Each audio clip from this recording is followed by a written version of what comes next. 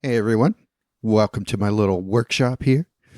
It's a little bit different of a video than I normally do here, since I've been working on putting together this kind of deck philosophy, you could call it, that will help you win more games. I don't usually do these kind of nuts and bolts types of videos, but I thought that I would do a little bit more of just how to build decks in this game.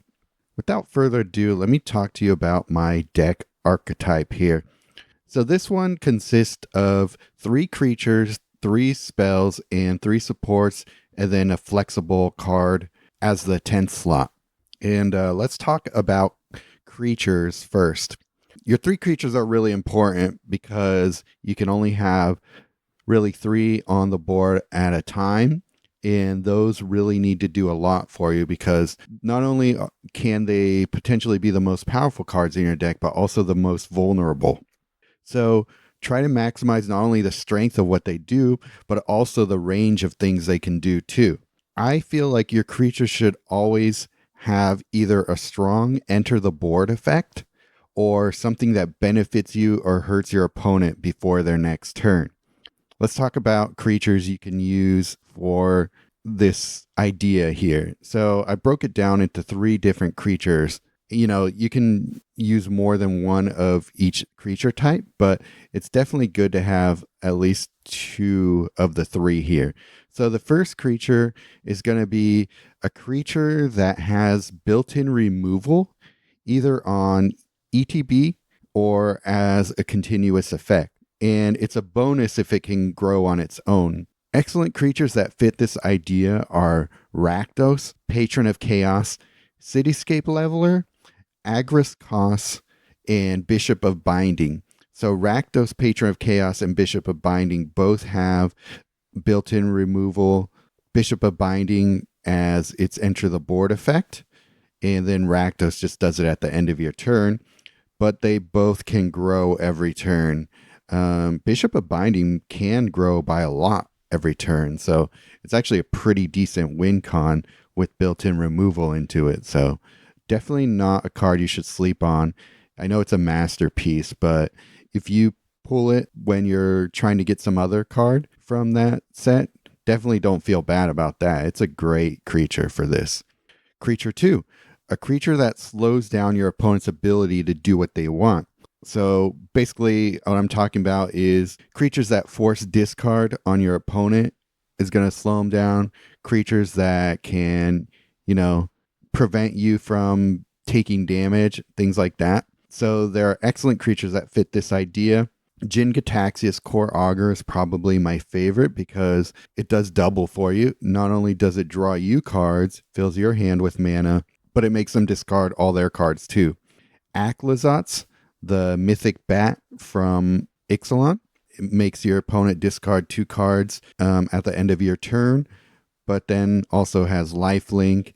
And if it's destroyed, it creates a land that gets you 3 black gems a turn and also can come back to the board as a creature if you want. And then it also creates bat tokens, which can actually stack up a decent amount. And then Phyrexian Vindicator, it's just a really good wall to keep your opponent from being able to hit your Planeswalker a lot of times, and it deals that damage back to whatever opposing target you want. And then Creature 3, a creature that helps facilitate casting other cards or putting your other creatures or supports into play. Here are some excellent creatures that fit this idea. GTA, Galta, Blossoming Taurus, and Atraxa. The reason that that's such a powerful combo is because they are 3 of the best cards at doing this for you. But, there's also Aurelia's Vindicator, Una, Queen of the Fae, and Oger Kaslem. That is the green creature that is a god from Ixalan. So the reason those 3 cards are good is because Aurelia's Vindicator will put 2 cards with full mana into your hand every turn. You just got to make sure they're exiled first. Una, Queen of the Fae, just making a blue or black swap will get you a lot of mana, and it just continuously grows based on the amount of cards in your opponent's exile.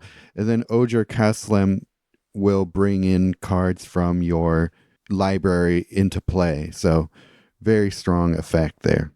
And like I said before, I recommend choosing 2 of these 3 types to add to every deck. If you could find creatures that fit into more than one of those types, that's even better. So, for example, Blade Coil Serpent fits creature type of 2 and 3. Zalortha fits 3 and partly 1. And then Bonehorde Dracosaur is kind of the same way, where it fits 3 and then partly 1 as well. Because Zalortha can help you bring cards into play, and it grows on its own. And then Bonehorde Dracosaur can also help bring cards into play, but is also creature removal in the form of dealing damage to your opponent's creatures. Okay, let's move on to spells here. So it's my opinion that the best spells to use in this deck build are removal spells. Spells that can remove multiple types of cards and ones that can remove more than one card at a time, to me, are the most valuable. And, the colors that you are using for your Planeswalker are going to determine the best cards for you in this situation. But my favorites are Invoke Despair, Void Rend, Endless Detour, Urgent Necropsy, Molten Collapse, and Shieldred's Edict for a budget version. So a lot of these can remove every type of card in play, and a lot of them can do more than one card at a time. So that's why these are such good removal spells. And you want to be able to cover all card types. Creature removal, obviously, but also support removal. And definitely don't sleep on Vanguard removal. Sometimes there is a Vanguard that you just really want off the board, a Teferi with the Heroism emblem, for example, and you definitely want to get that off the board if you can. So for me, I prefer untargeted removal over targeted removal, because you just don't want to end up with a creature with hexproof like Gaia's Revenge really wreaking havoc on you. If you're using a lot of the other creatures that already have built-in untargeted removal, you may want to throw in some that has some targeted removal, just in case you have something that you really want off the board and don't want to rely on randomness to get there. So in that case, flash removal is worth considering. So not only are most of these removals targeted, but you want some insurance against like a potential one-shot kill, because of a huge hasty creature at the end of a loop. So having like Snuff Out or Soul Partition in your deck is a good idea. And then supports. So this is my little shell of gaining mana here. It's my trio of supports for getting all the mana I need for monocolor Planeswalkers. We got Cryptex, Leyline of the Guild Pack, and Chimil of the Inner Sun. So Cryptex and Leyline of the Guild Pack working together, that's going to be, when both of them are in play for you, that's going to be giving you like 11 gems converted per turn. So that usually is enough to get the first couple cards out and going, especially depending on what Planeswalker you're using. If you're using a monocolor walker that has really strong gains in one color, obviously they're the color of that Planeswalker. That means you're just on average going to be getting like 30 mana plus per turn just from those 2 cards. And then Chimil, the Inner Sun, is going to be great because it's not only letting you choose the next 2 cards that are going to be in your hand, but it's giving them half their mana. So by the start of your next turn, you're already on good footing, and then you're just going to be converting so much mana on your next turn that you're going to be able to likely cast those cards that you just fetched with Chimil. So really strong trio of cards there.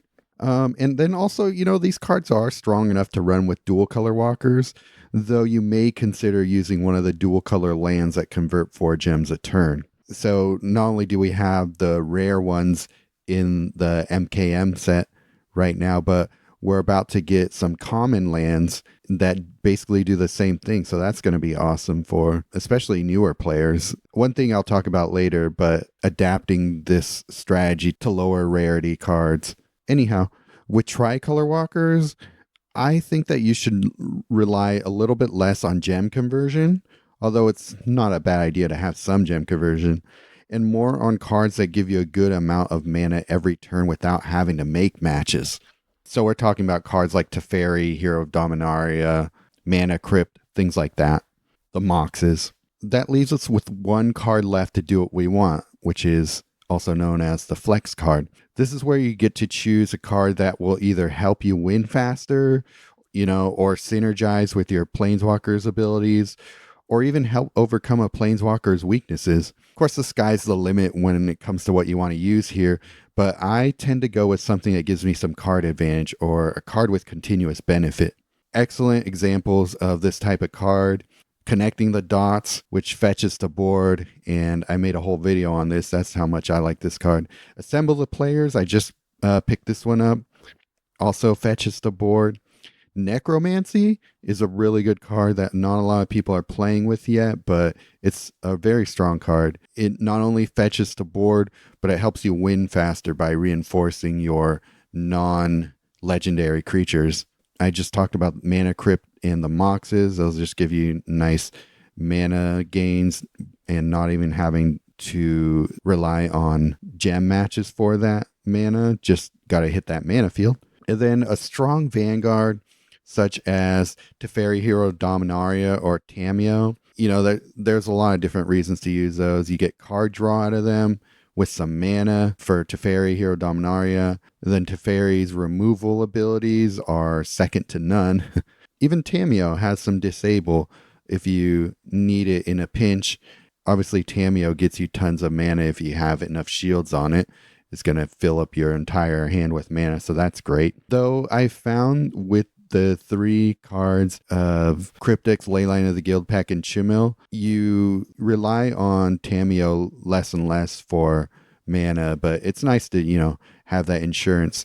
You'll have all the mana you need to cast the card. Also, Hall of Gemstone. It's good mana gain because it's upping your mana bonuses by such a huge amount that you're likely going to be able to cast a lot of what's in your hand just from the mana boosts alone.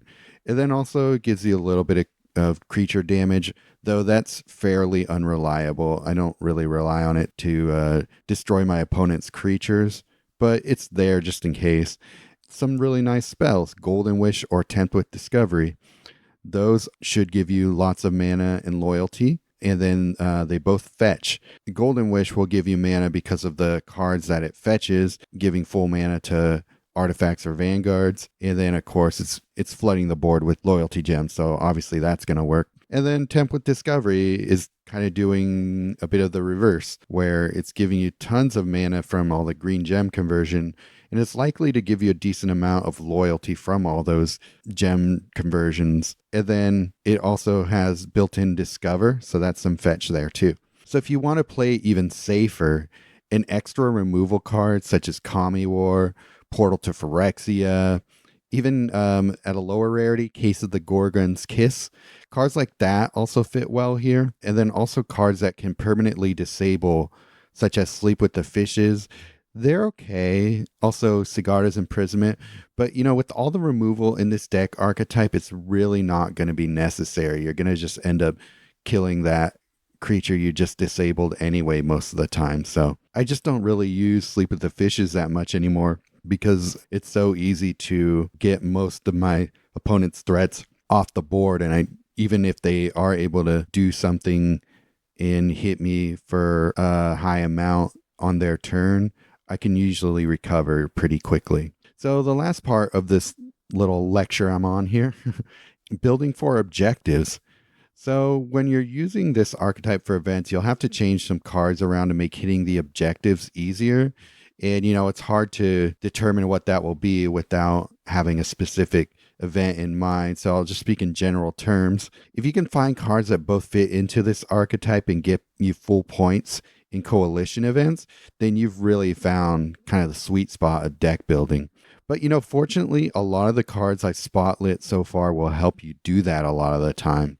We talk about cards with objectives that are very specific, so we need to be creative and kind of really comb through our library to see what cards both fit into some slot of this deck archetype, but can also hit objectives for us. removal spells are always going to be useful no matter what. So probably don't need to change those out for anything. But, the creatures and supports are going to be where you're going to have to be creative there and change some things around so that it helps you get full points on a coalition event.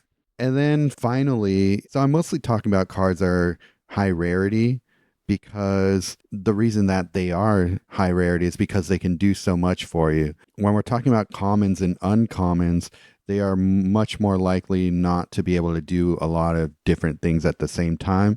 Some exceptions to that are the Tricolor cards from Streets of New Capenna. So that's all just to say that you can find cards that fit this archetype in almost all the rarity levels. It's just that you're probably, instead of having, for example, 3 creatures that can do a lot of different things that you want, you may just be able to find one creature that fits one creature type. For example, a creature that has built-in removal on ETB, Crowl Whipcracker, but that's the only thing it does, right? And it's kind of a weak card, but it still fits that creature 1 archetype. Creature 2, a creature that continuously discards your opponent, something like Biting Palm Ninja. Something like that is usually a one-time effect on rarities lower than that. And then creature 3, a creature that helps facilitate casting other cards. There's plenty there that you can choose from. You just need to go through your library and see what you have available. But that's why Galta is such a ubiquitous card, because it's a mid-rarity card. So a lot of people are going to either have it, or it's going to be somewhat easier to chase and worth spending some crafting orbs trying to find there. But yeah, any of those kinds of cards in that range are going to help a lot. Maybe I'll do a follow-up video to show you how to build for this archetype on a card budget. But let me show you a few examples of some decks that I built with this archetype in mind. Okay, so in this battle, I decided to use the Wandering Emperor, who's a pretty decent mono walker. Not amazing, but that actually kind of makes this a little bit better as a showcase, because you can see the power of this archetype even in a Planeswalker that's not one of the meta ones. So we got Bishop of Binding, Phyrexian Vindicator, and Agris Kos. And those are going to be my 3 creatures. 2 of them fit the archetype of being continuous removal and or enter the battlefield removal. So we got Bishop of Binding, like I said, will exile a creature when you bring it into play. Agris Kos, it's a delayed one, but he has the possibility to do so. And then Phyrexian Vindicator will, with its blocking ability, prevent your opponent from getting through, if it's even able to keep a creature on the board with everything else happening here. And then our spells. So Void Rend, like I talked about before, has the ability to remove any type of permanent on your opponent's side off the board. We got the Kami War is kind of standing in as one of my removal spells, but it's nice because it's untargeted and can do double in subsequent turns. And then there's also Broker's Charm, which is a card I didn't mention before, but it's great because it can do 3 things at a time. It can draw cards, it can remove a support, and then it also can be a little bit of creature removal if you can deal enough damage with it. So a really good card for that reason. It totally fits our archetype because it does multiple things for you. And then we got our 3 different mana generators here, Chimel, Cryptics, and Leyline. And then the last card here is a Johnny Sleeper Agent, which is a Vanguard, and it's that flex card that I was talking about before. And the reason I like this one is because its 2 abilities are very relevant for this Planeswalker. Its +1 is pretty good if you're using her tokens that she creates with her first ability. You can make those grow larger and larger. And then his minus ability is also good too, because you can give Death Touch to either the Vindicator or Agris Kos, making those even more deadly. And you can even do that to your Samurai tokens as well if you want. So all in all, very safe deck, very difficult to get past. and it works well for this Planeswalker because she has pretty good mana gains. Let's move on to the dual color walkers. Next, we're going to look at a deck for Daxos, who has kind of a fan club of his own, but this deck could work with any black or white walker here, any of the Kayas. We got Una, Queen of the Fae, who fits the creature type of 3, which helps you put more of your cards into play because of all the extra mana gain you get by making a blue or black gem match there. We got that holy trio of mana generation there, and I also put in Shadowy Backstreet for even more mana per turn, so you'll never be at a loss for mana with these 4 cards in your deck. We also have Voidrend and Molten Collapse for the removal. With these 3 cards, that should be plenty of removal for you because Rakdos is going to be destroying something every turn, and then if you still don't have enough removal to get rid of anything on their side, Voidrend and Molten Collapse are there to do that. Molten Collapse is also untargeted removal, so that helps for that. Bishop of Binding is another card that's going to be helping you for creature removal and is going to be growing, as you'll see in this battle. And then also Assemble the Players. So that is one that I talked about before that will just fetch to the board. So it should work for any of these creatures here.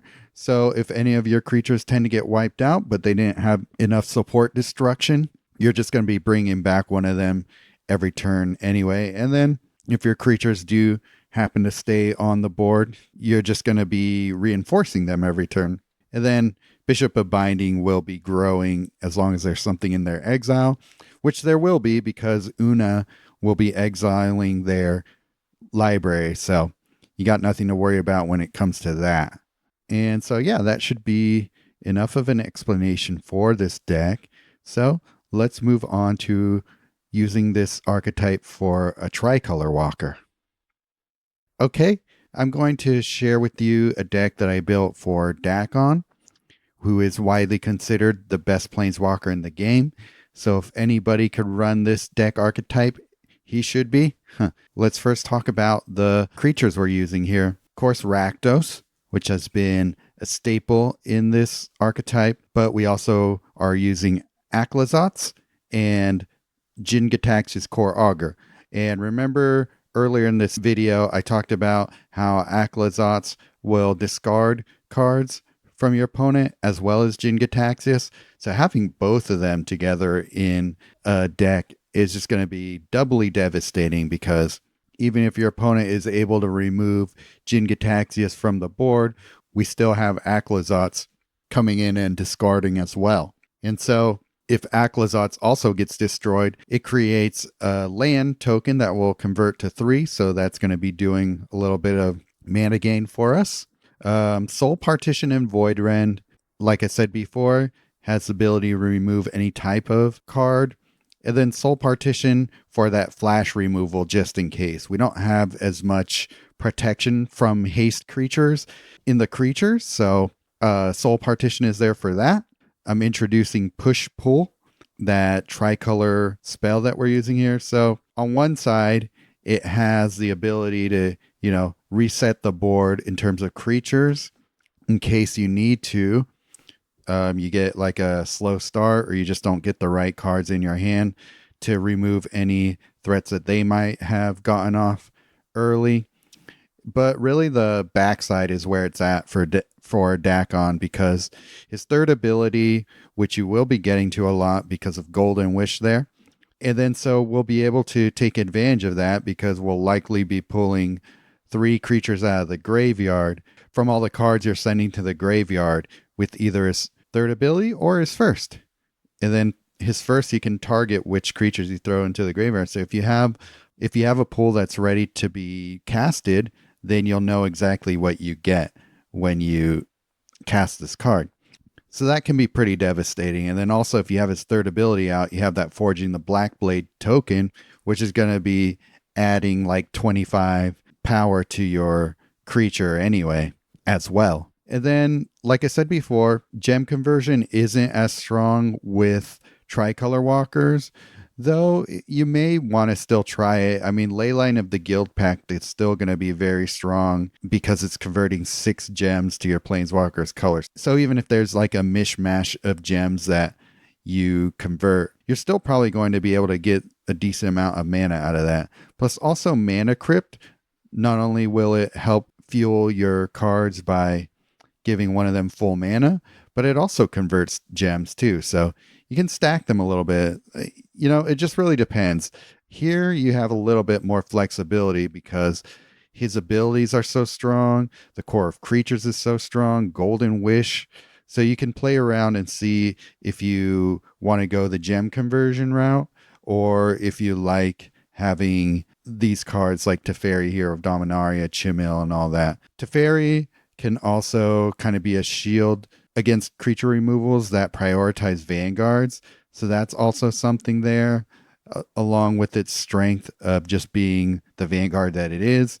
But yeah, as you can see, this deck is still very stable, though it's a little bit slower to get things from your hand onto the board.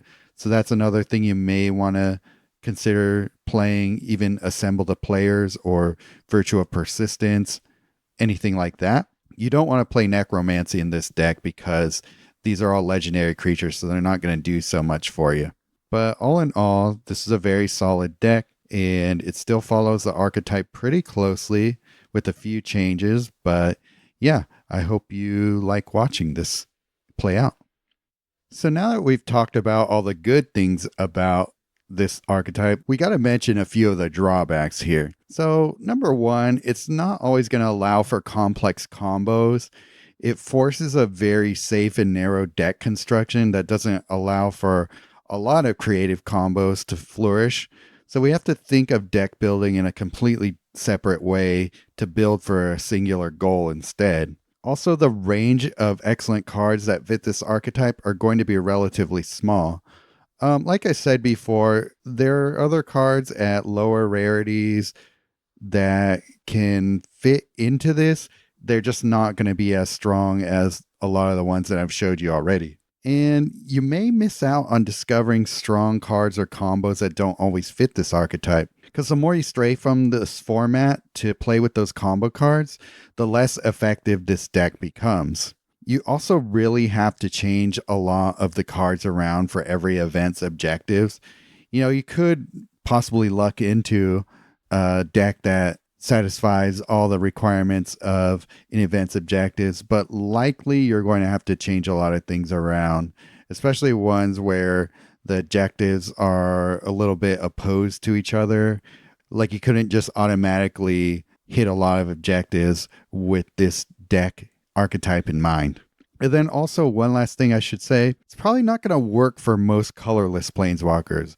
I feel like Karn, Sign of Urza, and the Great Creator, since they're so strong on their own that you can use a lot of different cards with them, I think you'll do fine with those. But I've yet to try this deck with any of the other Karns or either of the Yugins. So that is something that I'll probably need to do a little bit more research on, but I imagine it's probably not going to be as good because gem conversion is not going to be nearly as useful even compared to the Tricolor Walker. So you really got to change things around there.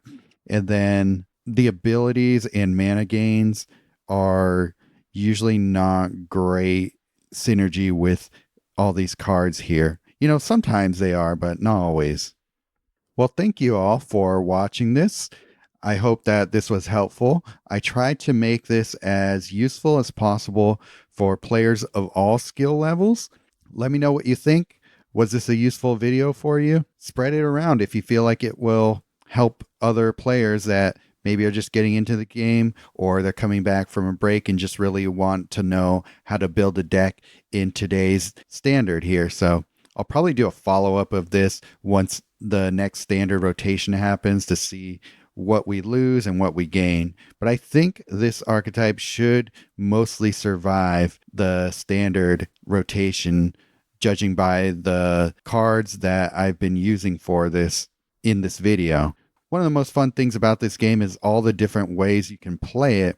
So I think This is, even for me, a little bit outside of what I normally like to play just for fun, but following the rules of this deck should get you a lot more wins and will probably help you succeed in getting more cards by placing higher in events. So let me know if you use this deck archetype and what you build with it.